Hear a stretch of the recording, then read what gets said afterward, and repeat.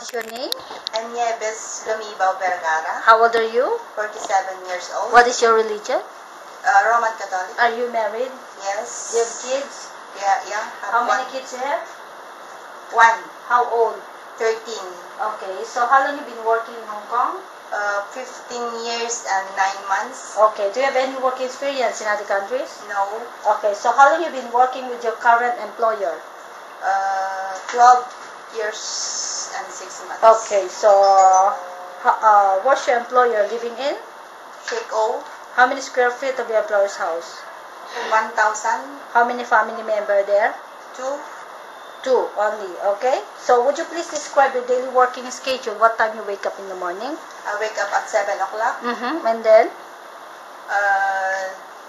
Cooking for the breakfast and feed the dog. Okay. Cleaning the garden.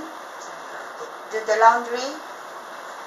Cleaning the house. And then? Sometimes wash the car. Okay. So do you go market? No. Okay. So what time you cook for the dinner? 6 o'clock. Okay, 6 o'clock. What time they eat? 7. 7 o'clock. Okay. So what time you go to bed? Sometimes 9 o'clock. Okay. Thank you so much. Welcome.